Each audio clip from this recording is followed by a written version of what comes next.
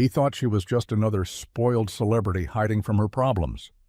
But when a single father helps a mysterious woman escape a swarm of paparazzi, he has no idea she's one of the most famous actresses in the world. What starts as a moment of kindness turns into the headline of the century, because on live television, in front of millions, she calls him her future husband. Before we dive in, hit that subscribe button and drop a comment. Where in the world are you watching from? The rain came down in hard, cold sheets that slapped against the cracked windshield of Marcus's pickup truck. The wipers squeaked in a frantic rhythm, barely keeping up. His hands were tight on the steering wheel, knuckles pale, jaw clenched with the weight of too many bills and too little time. In the passenger seat, 7-year-old Lily clutched a paper bag to her chest. Inside it, half a loaf of bread, a can of soup, and the last few cents they had stretched into dinner. Marcus didn't speak. He was too focused on the road and too ashamed to say that he wasn't sure how he'd get through next week. The grocery store clerk had looked at him the way people did when they saw a man slipping through the cracks, like they didn't know whether to pity him or walk the other way. "Daddy, can we take the forest road?" Lily asked quietly, peering out the window at the blur of trees. Marcus hesitated. The main highway was jammed with Friday night traffic and flashing cameras. Another celebrity event at the country club had turned the exit into chaos. He didn't want Lily to see it. She always asked why people screamed and chased the limos, why the lights never stopped flashing. He turned the wheel. The forest road was darker, quieter, and soaked in mist. The tires bumped over wet gravel, headlights slicing through the trees like searchlights. Then, something moved. He hit the brakes hard. A woman burst out of the woods, nearly collapsing in front of the truck. Her dress, soaked and torn, clung to her like silk on bone. Her eyes were wild, makeup smeared, hair tangled from running. She didn't look back, just slammed her palms against the hood, breath heaving. Marcus froze. Lily gasped, eyes wide. "Please," the woman begged, voice cracking. "Please don't let them find me." Behind her, in the distance, came the faint roar of engines and the staccato pop of camera shutters cutting through the storm. Marcus looked at the fear in her eyes, then back at Lily. She wasn't just scared, she was hunted. Marcus didn't move at first. His instincts were screaming at him, lock the doors, drive away, keep his daughter safe. But the woman's hands were trembling against the hood, her lips parted in a breathless panic. Behind them, the distant glare of headlights began to flicker between the trees, bouncing like searchlights off the rain-slicked bark. She looked back once, just once, and her whole body flinched at the sight. Her voice broke as she ran to the passenger side. I'll pay you anything. Just please let me hide." Lily was already scooting aside, her small hands tugging at the blanket they kept for emergencies. Marcus's heart pounded as he unlocked the doors. The woman yanked the door open, slipped inside, and threw the blanket over herself just as the first van came tearing around the corner behind them. Marcus didn't wait. He stepped on the gas. The truck lurched forward, tires skidding slightly in the mud before gripping just enough to rocket them down the narrow path. The paparazzi van's lights flashed in the rearview mirror, blinding for a moment before disappearing around a bend. Marcus weaved through the forest road, trying to steady his hands, his breath, the chaos crashing into his otherwise quiet night. Lily peeked at the woman under the blanket, eyes curious and worried. The woman's chest rose and fell rapidly, the outline of her high heels poking awkwardly beneath the fabric. Every few seconds, she whispered something to herself, barely audible, words like "not again" and "just breathe." Marcus didn't ask questions. He drove. A few miles later, the road opened up to the edge of their property, a rundown cabin tucked behind a curtain of pine trees, barely visible unless you knew it was there. He pulled up, killed the engine, and turned slowly to face the woman. "You need to tell me who's after you," he said, voice low, cautious. She pulled the blanket down just enough to meet his eyes. Her makeup was smeared with tears and rain, her lip trembling. "They don't want to hurt me," she whispered. They just want to own me. And in that moment, Marcus realized she wasn't just running from cameras. She was running from a life that was no longer hers. The storm hadn't let up. Rain fell in sheets as Marcus ushered Lily inside first, then turned to the woman who now stood motionless beside his truck, soaked to the bone. Her dress clung to her like a second skin, once elegant, but now shredded along the hem, streaked with mud and pine needles. She looked smaller out here, diminished by the quiet of the woods and the flickering porch light that cast trembling shadows across her face. "You coming in or planning to stand there all night?" Marcus asked, keeping his voice even. She blinked at him like she'd just remembered where she was. Then she nodded, clutching the thin blanket tighter around her shoulders as she stepped toward the cabin. Her heels sank into the soft earth, and for a moment Marcus thought she might fall, but she caught herself. Inside, the cabin was modest. Worn wooden floors, a patchwork couch, a fireplace that hadn't been lit in weeks.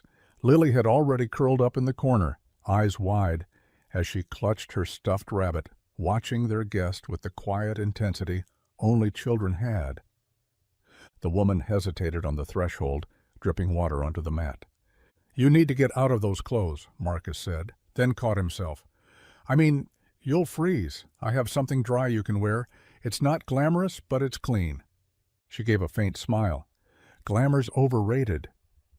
He handed her an old flannel shirt and sweatpants from a drawer, then motioned toward the bathroom. She disappeared behind the door, and for a long time there was only the sound of the rain and the low crackle of Marcus trying to get the fire going. When she emerged, her hair was damp and brushed back, her eyes ringed with fatigue.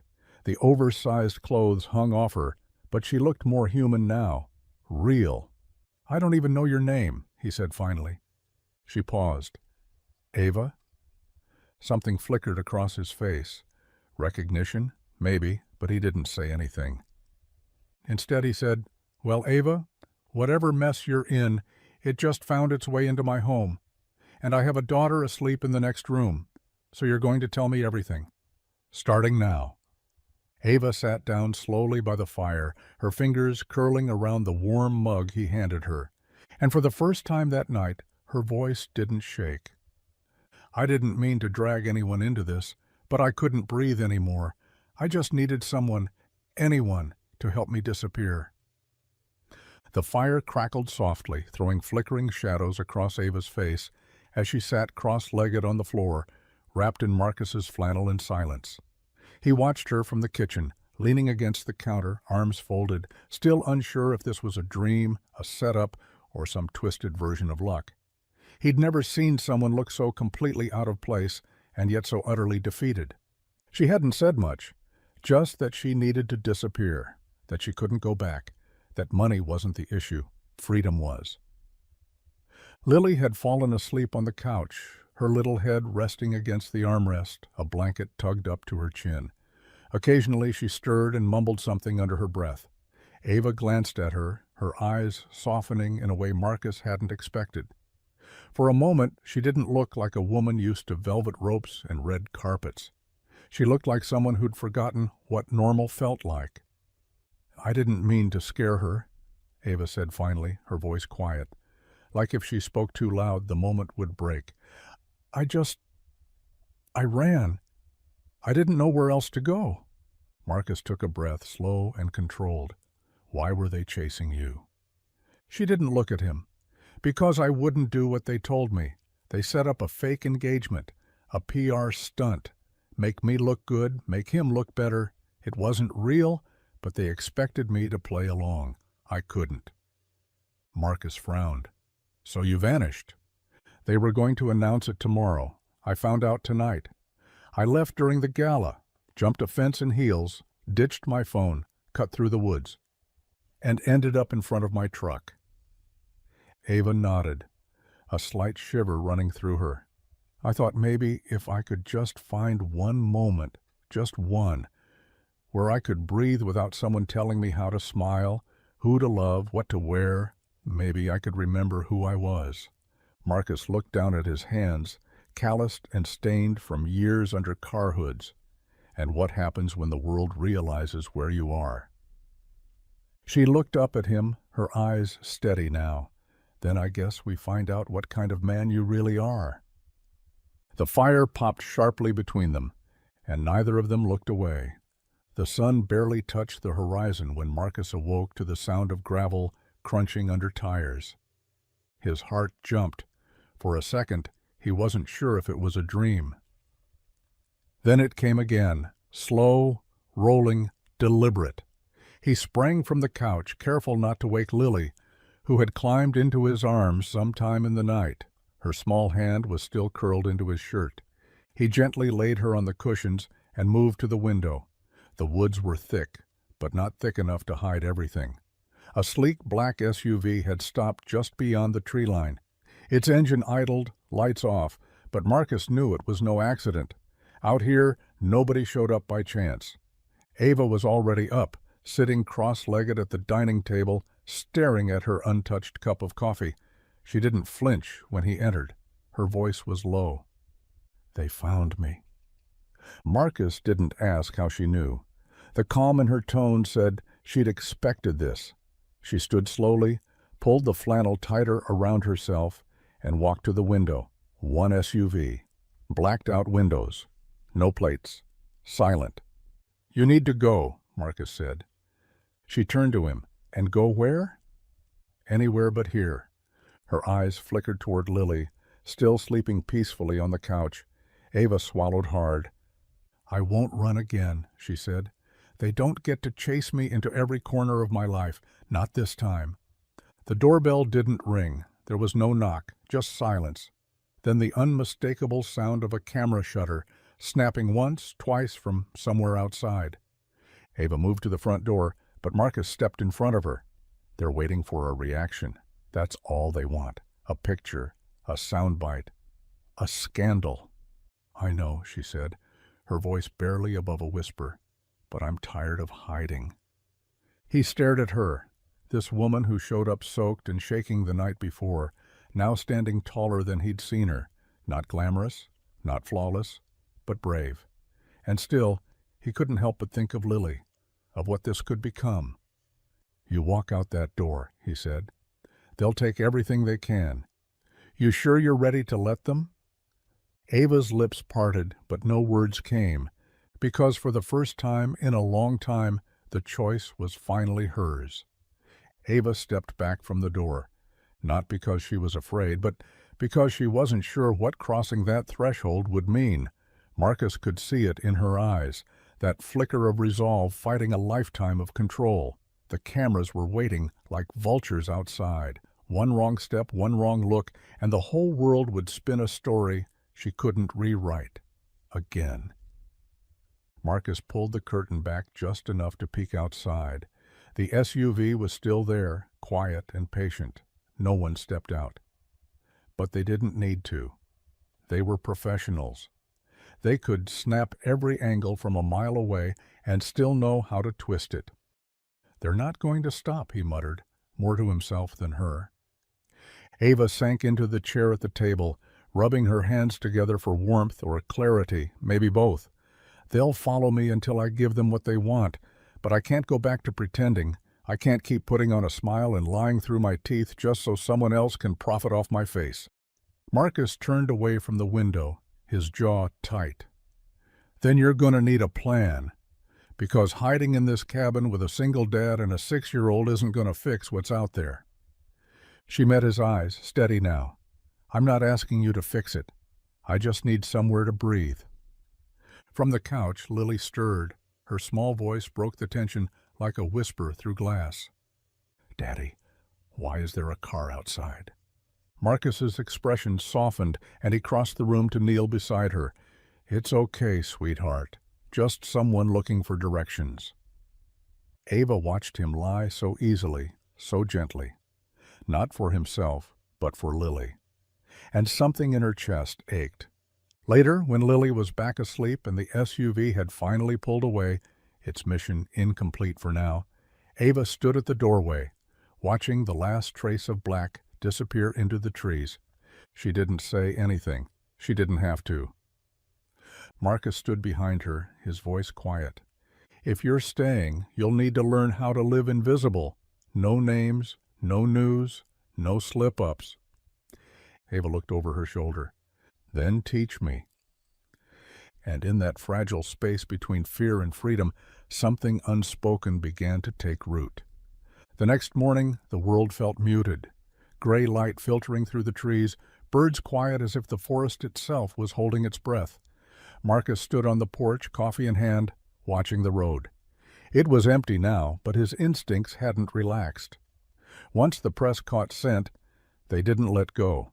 He'd seen what they did to people who stumbled into their crosshairs.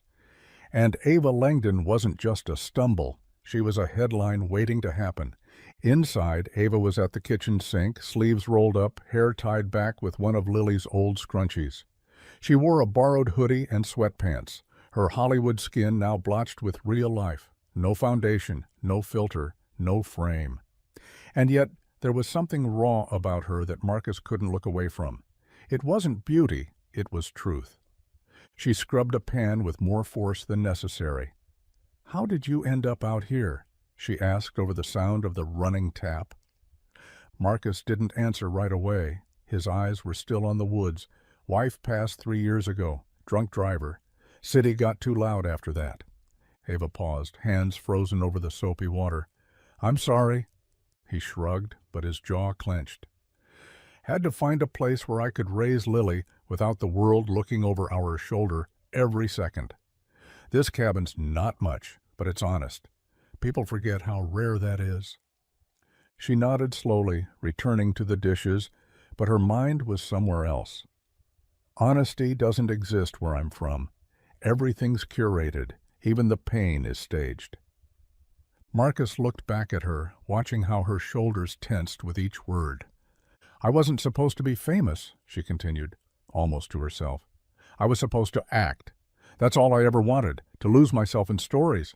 But somewhere along the way they stopped being stories. I became a product, something they dressed up, sold off, controlled." Her hands trembled now, soap suds dripping from her fingers. Marcus stepped inside, his voice quiet but firm. "You're not a product here." She looked at him then, eyes red-rimmed but clear. "Then I don't know who I am." And that, more than the cameras, more than the lies, was what terrified her most. The next evening, the photo hit the internet. Grainy, zoomed in, but unmistakable. A woman in an oversized flannel shirt stepping out of a beat-up pickup truck. Wet hair, no makeup. And even in low resolution, there was no denying it. Ava Langdon. Marcus saw it on a news alert while waiting in line at the local hardware store. His stomach dropped. He didn't finish the purchase. Just muttered an apology and rushed out the door, the little bell above it jangling violently behind him. When he got back to the cabin, Ava was on the porch, barefoot, phone in hand. She had it turned off, but the panic was already there, etched into the tight set of her jaw, the way her fingers gripped the railing like it might anchor her. "They found the photo," she said before he even reached her. "I don't know who took it, but it's out. Everywhere." Marcus took a breath. "You were careful." "Not careful enough," she snapped, but the anger wasn't aimed at him. It was her own fear, curling in her gut like fire. Inside, Lily was coloring at the table, humming softly to herself, unaware that the woman who read her bedtime story last night was now trending worldwide. Ava stepped inside, pacing. "They're going to swarm this place, Marcus. The press, the suits, the lawyers. They'll say I'm mentally unstable, impulsive, dangerous. They'll dig into your past. They'll find things that aren't there and make them real. That's how this works." Marcus leaned against the doorway, arms crossed, watching her spin out. "You think I care what they say about me?" he said finally, low and even. "They don't know me. They don't know this place. And they sure as hell don't know you." She stopped mid-step, blinking. "I've seen how you talk to Lily," he said. "How you fold her blankets when she's not looking. How you flinch every time a camera shutter clicks, even in your sleep. You're not what they make you out to be."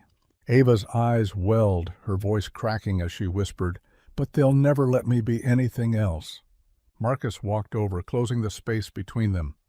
Then maybe it's time we stop letting them decide who you are. Outside, the wind picked up again. And this time, Ava didn't flinch. The knock came just after sunset. 3 short raps. Calm. Too calm. Marcus was at the sink washing Lily's dinner plate when he heard it. He dried his hands on a towel and moved to the door without a word. Ava had already frozen, standing by the fireplace, her breath caught mid-motion. Her eyes tracked him like a hunted animal. She didn't say anything, but he could see the fear swelling just beneath the surface. He opened the door slowly, revealing a man in a suit, gray, fitted, expensive. No camera in sight, no van waiting in the road, just him and a briefcase. "Mr. Hale," the man said, voice polished and unbothered. "May I come in?" Marcus didn't answer. The name alone was enough. No one around here called him Mr. Hale. "Who are you?" The man smiled. "Let's just say I represent a very concerned team of people who are currently losing a lot of sleep over Ms. Langdon's well-being." Ava appeared behind Marcus, arms crossed, hoodie sleeves pushed to her elbows. Her face was calm, but her voice shook. "Tell them I'm fine." "You've gone off-grid, Ava," the man said smoothly, not even flinching at her sudden presence. "That makes people nervous. The studio's in panic mode. Sponsors are threatening breach of contract. There's a press release waiting with your signature on it. All it says is you took a private wellness break and are returning shortly." "And if I don't sign it?"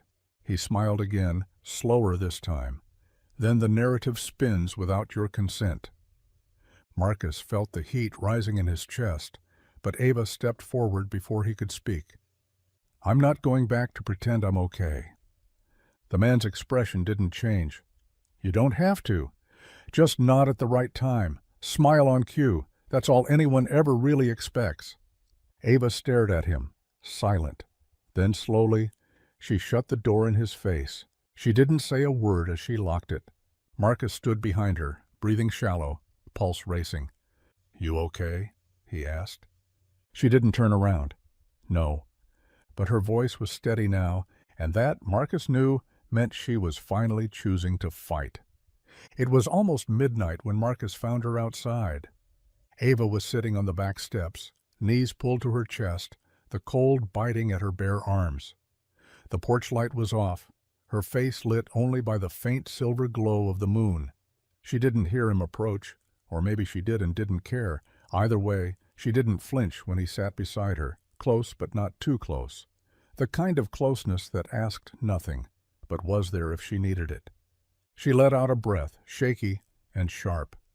"You ever feel like the whole world's watching, just waiting for you to break?" Marcus leaned forward, elbows on his knees. "Every day since Lily was born." Ava looked at him sideways, something soft breaking through her tension. "But you don't break." He shook his head. "No, I just break quieter." They sat there, the woods humming in the distance, the wind rustling the trees like whispers just out of reach. Ava dug her nails into her palms, trying to ground herself. "They want me to come back," she whispered. "Not because they care, just because it's easier for them if I play along. Smile for the cameras. Fake the relationship. Let them own me." "You think hiding out here is going to change that?" "No," she said, her voice sharper now. "But for the first time in years, I'm not looking at myself through someone else's lens. No stylists, no agents, no choreographed interviews. Just me." She paused, staring into the trees. "And I don't even know who that is." Marcus watched her in the silence that followed. She wasn't performing now. There were no lines to memorize, no angles to hit. Just a woman, unraveling slowly, honestly. And somehow, that made her more real than anything he'd seen on a screen. "You'll figure it out," he said, "but not if you keep waiting for permission." Ava's lip quivered, but she nodded. Then she leaned her head on his shoulder, just for a second. No words, no pretense. And for the first time since she ran, she didn't feel alone. The next morning brought silence, but not the peaceful kind. It was the kind that made Marcus feel like something had shifted beneath his feet, and the ground hadn't quite settled yet. Ava was in the kitchen, stirring oatmeal she wasn't going to eat. Her movements were too careful, too mechanical, like she was trying to pretend everything was normal, like she hadn't shut the door on a life most people would kill to have. Lily sat at the table coloring, her feet swinging under the chair, completely unaware of the war Ava was waging inside her own mind. Every now and then, she'd glance up at Ava, then back down at her crayons, her little brow furrowed in thought. Marcus watched from the hallway, arms crossed, trying to decide if pushing her to talk was the right thing, or if silence was the only kindness he could give her. But then Lily broke it. "Are you going to stay forever?" she asked, not looking up from her page. Ava froze, spoon mid-air. The question landed heavier than Lily knew. She blinked down at the pot, then slowly set the spoon aside. "I don't know, sweet girl," she said softly. Lily looked up then. "Why not?" Ava opened her mouth, closed it, then smiled, but it was the kind that didn't reach her eyes. "Because sometimes grown-ups don't get to choose what forever looks like." Marcus stepped into the room, his voice calm but direct. But sometimes they do, if they stop being afraid of what they lose and start thinking about what they could build. Ava turned to face him. There was something raw in her gaze. Tired, grateful, lost. "They're going to come back," she said. "Not just with suits and contracts. They'll come with stories. Ones they'll twist to hurt you, to hurt Lily. Anyone I care about becomes a target." Marcus didn't look away. "Let them come. You don't understand. They ruin lives." He stepped closer. "So let them try, because this time they're not just coming for you, and I won't let them take what isn't theirs." Ava's breath hitched, and for the first time she believed maybe he meant it. By nightfall, the sky had turned a shade darker than usual, a thick fog creeping in from the tree line like a warning. Marcus stood outside, wrench in hand, trying to fix the generator that powered the backup lights on the porch. It was old, rusted, temperamental, like most things he owned, but it worked, usually. Inside, Ava was pacing. She hadn't touched her food again, hadn't spoken much after their conversation that morning. Marcus could see it all building under her skin, words, fear, guilt. Her shoulders were too tight, her footsteps too fast, and her eyes darted toward the window every few seconds like she was bracing for something to come crashing through the trees. When the generator finally coughed and whirred to life, Marcus set down his tools and wiped his hands. He walked back inside just in time to see Ava standing in the hallway, staring at the coat rack. One of Lily's small drawings was pinned above it, a crayon sketch of 3 stick figures, all holding hands, one labeled me, another Daddy, and the third, in big uneven letters, AVA. She was frozen in front of it. "She drew it yesterday," Marcus said, voice low as he stepped behind her. "Said you're part of the team now." Ava didn't answer. Her fingers reached out, brushing the edge of the paper like it might crumble from the weight of everything she felt. "She shouldn't get attached." "She already is," he said. "So am I." That made her turn. Her eyes flashed with something between panic and longing. "You don't get it. I've spent years being told who to trust, who to love, who to be. And when I finally stopped listening, the whole world turned on me. If I stay here, it's only a matter of time before they twist this too. They'll find a way to make you look like a mistake." Marcus stepped closer, close enough to lower his voice to a whisper. "You think I care what they think? I buried my wife with more debt than memories and built a life from splinters for my daughter. You think I scare easy?" Ava blinked. Her lips parted, but no words came. He looked her straight in the eye. "You're not a mistake. You're the first thing in a long time that feels like a choice." And for the first time, she didn't pull away. The next morning, everything felt heavier. Not because of the weather, the sky was clear for once, but because Ava wasn't in the kitchen or on the porch or sitting with Lily by the fireplace like she usually was at this hour. Her borrowed hoodie was still draped over the back of the couch. Her tea mug was untouched. The silence in the cabin wasn't just quiet. It was suspicious. Marcus felt it in his gut. He checked the driveway. Her shoes were gone. So was the blanket she slept with. He didn't panic, not at first. It wasn't until he noticed the slip of paper tucked under the edge of Lily's drawing that something inside him snapped awake. It wasn't much. Just a few lines, scribbled in hurried pen. "Thank you for everything. I can't let you get dragged into my mess. Please tell Lily I love her picture and that I'll always remember her laugh." No signature, no goodbye, just a hole. By the time Lily woke up, Marcus had already checked the nearby roads. Nothing. No tire tracks. No footprints in the gravel. She must have walked, or someone picked her up. He paced the living room while Lily ate breakfast in silence, sensing something was wrong but not knowing what. She stared at Ava's mug like it had been left behind by mistake. "Where's Ava?" she asked finally. Marcus didn't lie. He couldn't. "She had to go for a bit." Lily's eyes narrowed. "Is she coming back?" "I don't know," he said, and that answer felt like a wound he couldn't cover. By late afternoon, Marcus had made a dozen calls he never thought he'd make. He didn't have her real number, just the burner phone she ditched. He didn't know her real address. No one like her ever shared those things, not when their life was a cage lined with gold. But one thing gnawed at him more than the rest. She left without asking for help, because somewhere deep down, she still believed she didn't deserve any. And that broke something in him he didn't know was still capable of breaking. The knock came just after dusk. This time, it wasn't calculated or calm. It was frantic, desperate. 3 hard bangs, followed by silence so sharp it made Marcus's breath catch in his throat. He opened the door and there she was, Ava. Soaked to the skin, no jacket, hair clinging to her face, eyes wide with something that wasn't quite fear, but wasn't far from it. Her chest rose and fell like she'd been running for miles. Marcus didn't ask questions. He stepped aside. She hesitated only a second before slipping inside. Once the door shut, she stood in the center of the living room, dripping rainwater onto the hardwood, shoulders trembling. She wasn't crying, but something in her was splintering all over again. "They found me," she whispered.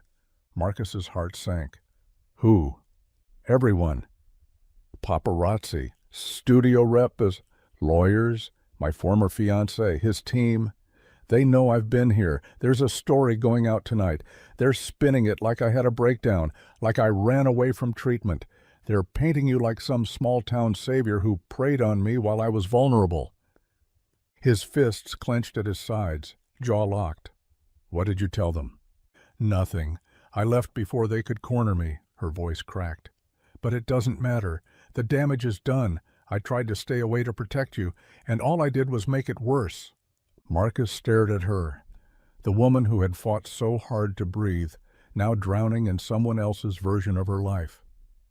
"I don't care what they say," he said finally. "You should." "Well, I don't." She laughed bitterly, shaking her head. "You don't get it. They will destroy you just to control me. That's how they work." He stepped forward, closing the space between them. "Then let them try."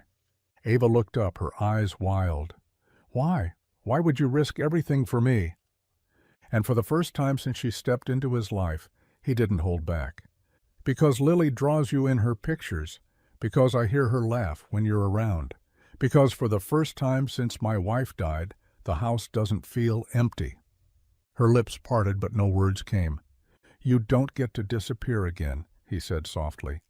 "Not from this. Not from us." And in that moment, soaked and shattered, she didn't want to. They didn't sleep that night. Ava sat curled up on the couch, wrapped in a towel, one of Marcus's old flannel shirts draped over her shoulders. The fireplace crackled, but it couldn't chase away the chill in her bones. Marcus sat across from her, elbows on his knees, eyes never leaving her face. Not to study her, not to judge, just to make sure she didn't vanish again. "They're planning a press conference," she said quietly, voice raw from exhaustion. "They want to control the narrative before I do. They're offering me a deal. Say I had a panic attack, agree to take a break from filming, and they'll make the story go away." And if you don't, they'll release everything they have. Old photos, private emails, audio recordings. They've been collecting dirt on me for years, just in case I stopped being useful. Marcus's stomach turned, not because he didn't believe her, but because he did. Because this wasn't just some industry scare tactic. This was her reality. Her life had become a contract she couldn't escape from without blood. "I don't know what to do," she said. "If I go along with it, I disappear. If I fight, I destroy everyone around me." "You're not responsible for what they do to you," Marcus said. "You've been surviving for so long, you don't even remember what it feels like to stand still." She looked up at him, eyes rimmed with fatigue, but something else too, anger. Not the kind that lashes out, the kind that simmers in the chest until it becomes resolve. "I don't want to run anymore," she whispered. "I want to own my story. I want to say it out loud, every broken part of it. But if I do, I have to go back into that world, even just for a moment." Marcus didn't flinch. "Then go back, but go back on your terms." Ava stared into the fire, her reflection dancing in the glass. "If I do this," she said, "I need someone next to me who doesn't blink when the lights come on." He stood slowly, walked to her side, and took her hand. "I don't blink," he said. "I build." And in that quiet room, with a storm waiting beyond the walls, Ava finally let herself believe she didn't have to burn alone. 2 days later, the city swallowed them whole. Ava hadn't been back in over a year, not like this. No assistants, no handlers, no PR machine smoothing her path, just her, walking through the polished glass doors of the studio building with Marcus beside her and a storm behind her eyes. Her heels clicked sharply against the marble floors, echoing with purpose. But Marcus could feel the tremor in her hand as she squeezed his fingers once, quickly, before they reached the main lobby. The receptionist didn't recognize her at first. That was the power of plain clothes, no makeup, and unannounced arrivals. But the second Ava said her name, the woman's smile vanished, and the tension cracked open the room like a fault line. They were led down a long corridor, past framed photos of movie premieres and award nights, all pieces of a life Ava had lived in fragments. At the end of the hall, a conference room waited. Glass walls, 12 chairs, and a table too long for honest conversation. Inside sat 3 executives, all with carefully neutral expressions and pens already in hand. Legal pads, contracts, bottled water lined in military precision. Ava didn't sit. "I'm not here to sign anything," she said. Her voice was clear, firm. She didn't tremble. The man in the center, probably mid-50s, leaned back with a slow exhale. "Ava, we're trying to help you. This isn't about punishment. It's about protecting the brand, about protecting you." "No," she replied. "It's about controlling me." Marcus watched quietly from the corner.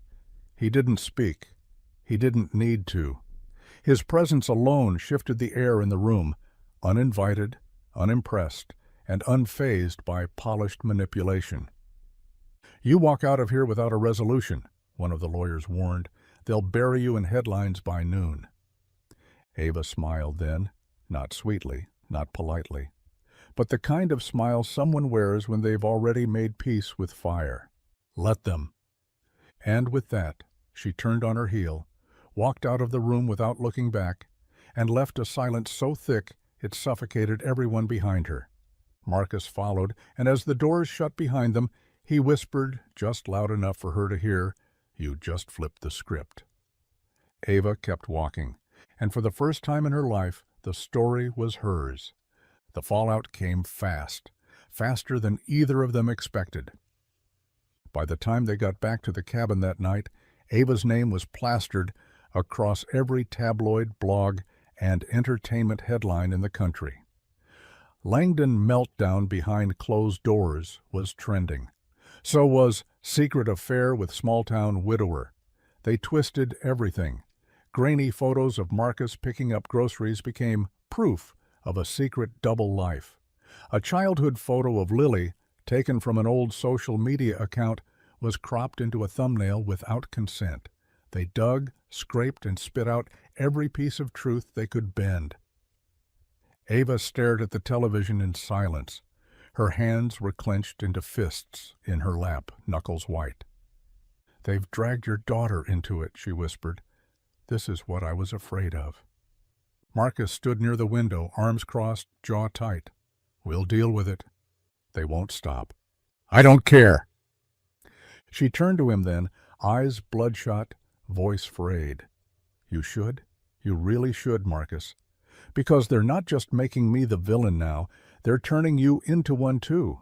They're saying you're dangerous, that you manipulated me, that you're exploiting me. They're painting Lily as the child caught in some warped custody fantasy." Marcus didn't blink. "They don't know me. But they're convincing people who don't need the truth. Just a headline." He stepped toward her slowly, knelt in front of the couch so their eyes met. "You think I care what strangers on a screen think? I've lost everything once. I know what silence sounds like when you come home to no one. If the price of keeping what matters now is dealing with noise, I'll pay it every day." Ava tried to hold it in, but the tears came anyway, slow and hot. Not from fear this time, from the weight of someone finally choosing her without a script, without an angle. "They'll ruin you," she whispered. He reached up and tucked her hair behind her ear. "Only if I let them." And in that quiet space between the noise of the world and the firelight dancing across her face, Ava realized something terrifying and beautiful at once. She wasn't just fighting for herself anymore. She was fighting for them. The call came the next morning. Ava almost didn't answer it. The number was unknown, the kind she'd been taught to ignore. But something about the timing, the way the sun had barely crested the trees and the house was still quiet, made her press accept. The voice on the other end was calm, polished, familiar. "Ava, it's Grace, from the Summit." Ava froze. The Summit was the biggest morning show in the country, the one she used to avoid unless her contract forced her into a promo tour. Grace was the lead anchor, ruthless, but fair, usually. "I wanted to speak to you directly," Grace continued. "No managers, no agents, just us." Ava leaned against the kitchen counter, the cold of the stone seeping into her spine. "I'm listening. You've seen the stories. You know what they're saying. We'd like to give you a chance to respond. Live. On our platform. No editing, no PR spin. Just you." Ava didn't answer. She stared at the streak of sunlight on the hardwood floor and thought about every time she'd been told to sit still, smile, stick to the talking points. Grace's voice softened. "They're going to run this story whether you show up or not. Wouldn't you rather tell it yourself?" After a long silence, Ava said, "I need time." "You've got 24 hours, Grace replied. "After that it becomes someone else's narrative again." When Ava hung up, Marcus was already standing in the doorway, arms folded. "You heard that? Enough." She looked at him, her chest tight. "If I go on that show, it's live. No safety net. If I get emotional, they'll say I'm unstable. If I get angry, they'll say I'm ungrateful. And if I tell the truth—" "They'll listen," he said, "or they'll destroy me faster." He walked toward her, slow and steady, then gently placed both hands on her shoulders. "Then say it anyway." Ava felt the panic rising, but behind it was something stronger, the need to reclaim the voice she'd given away piece by piece. She looked up at him. "Then I need to decide what I'm going to say." And this time no one was going to write it for her. The studio lights were blinding, not in the way Ava remembered, where they were meant to flatter, to soften imperfections, to sculpt a performance out of a person, but sharp, unforgiving, honest. They lit every corner of the soundstage like a courtroom. She could see the cameras, the teleprompters, the empty chairs lined up behind the glass. But most of all, she could see the reflection of herself in the studio monitors. No makeup artist, no stylist, no armor, just her. She sat in the guest chair as Grace Matthews settled opposite her, dressed in her signature charcoal gray suit, perfectly poised. The cameras hadn't rolled yet, but the tension was already alive between them, thick, heavy, the kind of silence that begged to be broken. "You sure about this?" Grace asked. not as a reporter, but as a woman who knew exactly how brutal the next 10 minutes could be. Ava nodded once. If I back out now, I lose everything that matters. The stage manager gave the countdown. 3, 2, 1. The red light came on and the broadcast began. Grace's voice was calm, professional. Our next guest needs no introduction, but this morning she's here not as an actress, not as a celebrity, but as someone whose life has been under relentless scrutiny. Ava Langdon, thank you for being here. Ava didn't smile. She didn't nod. She met the camera head on. Thank you for having me. Grace folded her hands. Let's get straight to it. You've been missing from the public eye for weeks. The media has speculated everything, from breakdowns to kidnappings. Where have you been? Ava inhaled deeply, her throat dry. I've been in the only place where I wasn't expected to lie. A hush fell over the set. I left because I couldn't breathe, because I spent 10 years being marketed instead of understood, because people made decisions for me about who I loved, what I wore, what I said, until there wasn't anything left that felt like mine. Grace sat still, her face unreadable. Ava's voice shook, but she didn't stop. But I met someone, not a producer, not an agent, just a man raising his daughter the best way he knows how. And for the first time in a long time, I remembered what it felt like to be seen without being sold. The camera didn't blink, and neither did she. Back at the cabin, Marcus stood frozen in front of the television. He hadn't moved in minutes, not since Ava's face filled the screen, and her voice, so clear, so raw, began pouring out into living rooms across the country. Lily sat on the floor, cross-legged, her stuffed rabbit in her lap, not fully understanding what was happening, but understanding enough to know that Ava was telling the truth, and it mattered. Marcus watched her speak with no cue cards, no pre-approved answers, no practiced deflections.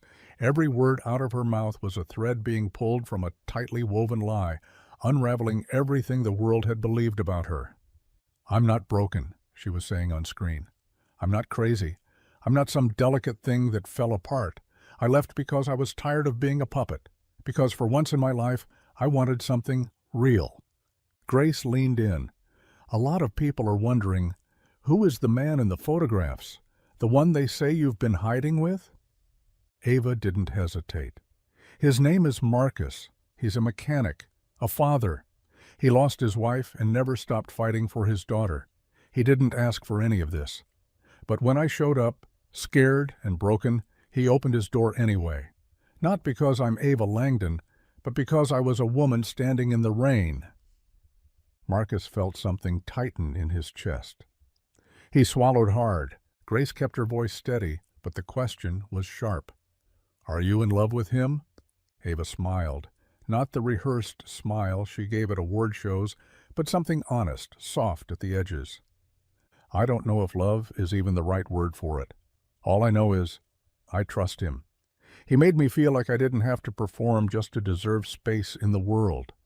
Grace sat back, letting the silence linger. Ava looked straight into the camera. And if he's watching this, I hope he knows. I choose him. Marcus didn't speak, didn't move. Lily looked up at him, eyes wide. Daddy, she whispered, does that mean she's coming home? He didn't have to answer, because she already was. The knock this time wasn't frantic. It was soft, measured, like someone afraid to hope. Marcus opened the door slowly, not sure if it would be her, not sure if he could handle it if it wasn't. But there she was, standing on his porch again. No makeup, no cameras trailing behind her, no shadows chasing her name. Just Ava. Her eyes met his, and in that one breathless second, the world seemed to still. She clutched her phone in one hand, a half-empty duffel slung over her shoulder. She looked like someone who had finally laid down the weight she'd carried for years and didn't know what to do with the space it left behind. He didn't speak. Not right away. She stepped forward, her voice barely above a whisper. I meant every word. I know. I wasn't sure you'd still want me after all this. He held her gaze, steady and unflinching. I was never waiting for the perfect version of you, Ava. Just the real one. Her eyes glistened, but she didn't cry. Not this time. Behind him, Lily peeked around the corner of the living room, barefoot, her hair wild from sleep. When she saw Ava, her whole face lit up. She ran to the door, wrapped her arms around Ava's waist, and didn't let go. Ava sank to her knees, holding her tightly. "I missed you," Lily mumbled against her shoulder. "I missed you more," Ava whispered back. Marcus stood there, watching the two of them, something sharp and silent catching in his throat. This was what the world had tried to rip apart, something that had never asked to be perfect, just honest. When Ava stood again, she looked at Marcus, her hands trembling slightly as she reached into her coat pocket and pulled out a small envelope. "They offered me my contract back," she said. "More money, a new publicist, control over the scripts I choose, but only if I agreed to play along again." "And?" "I tore it in half." She stepped closer, close enough that her breath warmed his chest. "I'm done performing for people who never bothered to know me." Marcus didn't say a word. He just pulled her in and held her like he'd never let go again. The next few days were quiet, but not in the way silence used to feel. This silence wasn't empty. It wasn't filled with tension or things left unsaid. It was the kind that settled into the walls of the cabin like warmth, like breath. Ava moved through the house differently now, slower, grounded, no longer pacing like something might come crashing through the window at any second. Lily followed her everywhere. She would hold Ava's hand while she brushed her teeth, sit next to her during meals, and crawl onto her lap while she read. Ava didn't resist it. She held on just as tight, like she knew how rare it was to be wanted for nothing but her presence. Marcus watched them from the porch that evening, sipping coffee as twilight washed over the trees. He could hear Lily's laughter through the open window, and Ava's voice, soft, amused, unfiltered. It was the sound of two people building something that didn't need to be named to be real. Later, when Lily was asleep, Ava stepped outside, arms wrapped around herself, but not from the cold. "Feels strange," she said. Marcus looked over. "What does?" "This, peace. Like I don't have to keep looking over my shoulder." "You don't." She nodded, staring into the trees for a long moment. "I spent so much of my life trying to be perfect for people who didn't care. I thought if I worked hard enough, looked the right way, stayed quiet, they'd love me back. And did they?" Her silence was answer enough. "But she does," Marcus added gently, nodding toward the window where Lily's drawing still hung. Ava smiled, tears threatening but never falling. "And so do you." He didn't flinch. "Yeah, I do." She turned to him then, stepping closer, her voice lower. Roar. "I want to stay. I don't care what anyone says, what gets written, what I lose. I want to be here, with you, with her." Marcus didn't speak right away. He just reached out, pulled her close, and kissed her with everything he didn't have to say out loud, because she already knew. Marcus stood in the garage with the door wide open, the soft hum of cicadas filling the air around him. His hands were deep in the guts of an old Chevy that hadn't run right in years, the kind of work he could do with his eyes closed. But he wasn't thinking about the engine. His mind kept drifting back to the kitchen that morning, Ava cooking breakfast barefoot, humming a song he didn't recognize while Lily danced in circles around the table. There was something terrifying about how normal it had all begun to feel. Ava appeared in the doorway, arms crossed, hair pulled back, wearing one of his old flannel shirts again like it belonged to her. Maybe it did now. "You've been quiet," she said. Marcus wiped his hands on a rag, leaned against the workbench. "Just thinking." "Dangerous habit." He gave her a half smile, but it didn't reach his eyes. "I've been waiting for the other shoe to drop." Ava stepped inside, her boots echoing softly against the concrete. "So have I." They stood there in the scent of oil and dust, the silence between them heavier than it had been in weeks, not cold, just full of something unspoken. "You ever feel like this?" Marcus said finally, motioning around the space. "Is too good to last?" Ava nodded. "Every day. But it keeps lasting anyway." She smiled. "That's what scares me most." He set the rag down, turned to face her fully. "You don't have to keep waiting for it to fall apart. Not here, not with me. I know that, but knowing it and trusting it, those are different things." Marcus stepped closer until they were almost chest to chest, his voice low. "Then trust me." "I do." "Then let's stop holding our breath." Her eyes flicked up to meet his, and in them he saw every wall she'd ever built, every lie she'd been fed about love being conditional, every time she'd been left behind. And then she nodded. "I'm in," she whispered. "Whatever this is, I'm not running from it." And Marcus, for the first time in a long time, believed they might actually be building something that could hold. It happened during the grocery run, something so ordinary, so mundane, it should have been forgettable. Ava standing in the cereal aisle, holding Lily's hand while Marcus scanned prices with the quiet precision of a man who knew the weight of every dollar. They hadn't even meant to come to town, but Lily's favorite snack had run out, and Ava insisted on coming along. "I need to remember what real life feels like," she'd said. "This is real, right?" But real didn't always mean safe. The moment they rounded the end cap, Ava spotted them, two men, one with a phone already raised, the other pulling a boom mic from under his coat. They weren't paparazzi in the traditional sense, but Ava recognized the look. They were freelancers, hyenas sniffing blood. She froze. Lily tugged her hand. Marcus noticed her stiffen and turned just as the first flash went off. "Miss Langdon," one of them barked, "is this your secret family? Are you living here now? Are you pregnant?" Marcus stepped in front of them immediately, his body blocking the camera like a wall of calm fury. "Back off. She's with her kid." But the camera didn't waver. The mic moved closer. "How long have you two been involved? Are you planning a wedding? Should your fans be concerned?" Ava felt her chest clamp shut. Her heartbeat exploded in her ears. Lily's hand gripped tighter. Marcus turned, grabbed her gently by the arm. "Get her out of here," he said to the nearest store employee who had started to approach. "Now!" They didn't speak the whole ride home. Ava sat in the passenger seat with her fists clenched in her lap. Lily, quiet in the back, sensed the shift and didn't say a word. Back at the cabin, Marcus killed the engine. Ava didn't move. "I tried to keep them away," she said finally. "I did everything right, but it's never going to be enough, is it?"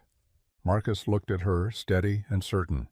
"No, because doing everything right isn't what keeps them out. But knowing who you are, that's what keeps them from winning." She nodded just once, then reached back and took Lily's hand. And this time, she didn't let go. Ava sat at the kitchen table with a legal pad in front of her, blank except for a single line at the top. "Tell the truth before someone else tells it for you." The grocery store incident had shaken her more than she wanted to admit. Not because she hadn't seen it coming, but because she had. It was only a matter of time. Every quiet moment she'd found in this cabin had been temporary, fragile. Now the real world had cracked the door again, and it wouldn't be long before it kicked it wide open. Marcus walked in from the garage, wiping his hands on a rag. He stopped when he saw her, eyes fixed, hand unmoving, as if she'd been frozen there for hours. "You all right?" he asked. She didn't look up. "They're not going to stop. The stories, the cameras, the threats." "No, they won't," he said matter-of-fact, "but neither will you." She finally looked up. "And what if I don't know how to fight them anymore?" He stepped closer, pulled out the chair beside her. "Then don't fight them the way they expect. Tell your story, all of it, on your terms." Ava let out a hollow laugh. "You think that'll stop them?" "No, but it'll stop them from owning you." She stared at the paper again. Slowly, her hand moved, pen dragging across the surface like a blade carving into armor. "I was 12 when my mother signed my first contract," she began. I said yes to everything, even when it broke me. I let them turn me into a brand because I thought love was something you earned by staying useful." Her voice shook, but she didn't stop writing. "I want Lily to grow up knowing love doesn't come with a press release. That being visible doesn't mean you owe yourself to the world." Marcus watched her, not touching her, not interrupting. And for the first time, Ava wasn't waiting to be protected. She was protecting herself, one word at a time. It started with a letter, handwritten, unpolished, honest. Ava mailed it to a journalist she trusted, the only one who had ever asked questions that didn't come laced with traps. No legal team reviewed it, no agent approved it, just her words, her story, and the raw truth carved into every line. Within 24 hours, it was published in full. No edits, no filters. The internet caught fire, but it wasn't like before. This time something shifted. People weren't mocking. They weren't dissecting her dress or guessing her net worth. They were listening. Thousands of comments flooded in, young girls, working mothers, people who had been chewed up and spit out by industries that told them how to live and who to be. Ava didn't become a spectacle. She became a mirror, and for the first time, the reflection stared back with understanding instead of judgment.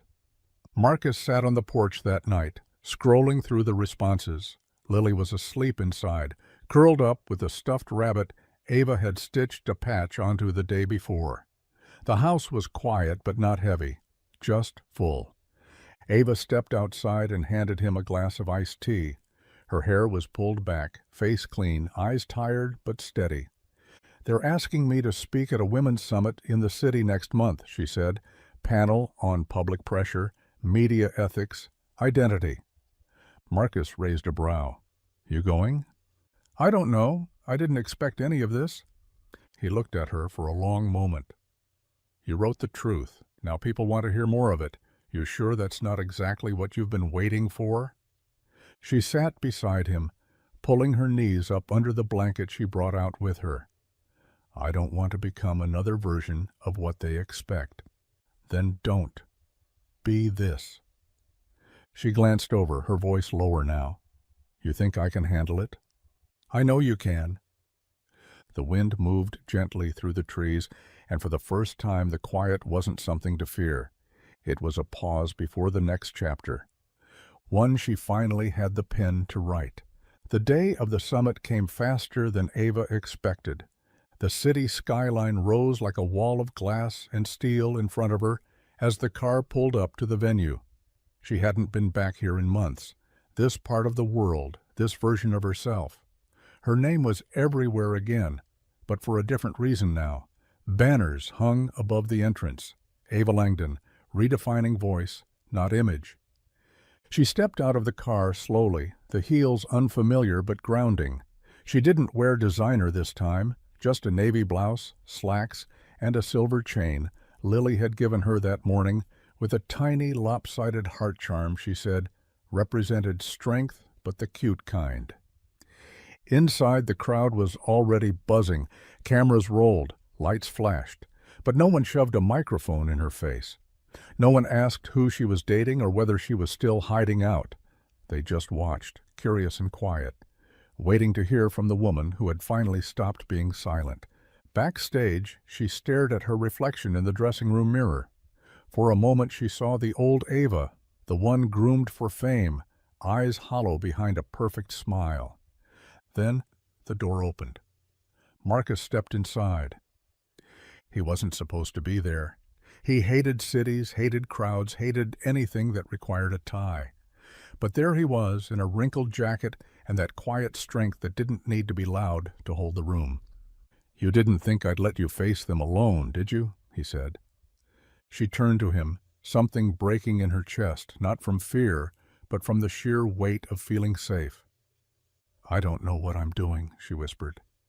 He stepped closer, touched her cheek gently. "Yes, you do. You're telling the truth. That's all you've ever needed to do." She nodded once, then walked onto the stage. As the applause swelled around her, Ava didn't feel like a survivor. She didn't feel like a celebrity or a runaway or a symbol. She felt like a woman who finally got to speak without being corrected. And somewhere in the wings, Marcus watched with his hands in his pockets, eyes locked on her like she was the only light in the room. The red carpet was rolled out, but Ava didn't walk it like she used to. There were no handlers fixing her dress, no assistants shouting time checks in her ear. The photographers still showed up, flashing their lights, calling her name, but this time she didn't stop and pose. She walked straight past them with Lily's small hand tucked in hers, and Marcus a step behind, calm and grounded in the chaos like he always was. The event wasn't for a movie. It wasn't even about her, really. It was a charity gala for children's mental health, hosted by the foundation Ava had quietly launched just weeks earlier. No press release, no campaign. Just her story turned into something useful, something real. Inside, the ballroom shimmered with chandeliers and too much money, but Ava didn't flinch. She'd worn their shine before, learned how to smile through the burn. Tonight, she was here on her own terms, in a black dress that didn't try too hard, with no makeup team behind it, just her, standing tall and whole. When they reached the main floor, a host approached with a mic, gesturing toward the stage. "You're up after the keynote. Just a few words." She nodded, heart steady. Marcus leaned in close. "You don't have to say anything you don't want to." She looked at him. "I know, but I want to." When her name was called, she walked up slowly. The room fell quiet. She took the mic, scanned the crowd, and then looked down at Lily, who was watching her from the front row, legs dangling off the chair, smiling like the world had already been fixed. Ava cleared her throat. "People used to ask me what I wanted, and for a long time I thought the answer had to be applause, validation, relevance." She paused. "But all I ever really wanted was to stop performing." She looked at Marcus then. His eyes met hers, steady, unwavering. "So if anyone's wondering who I am now, I'm a mother figure to the girl who saved me, a partner to the man who never asked me to be anything but myself, and most of all, I'm finally home." The crowd rose to their feet, but Marcus didn't move. He just smiled, because he knew she meant every word.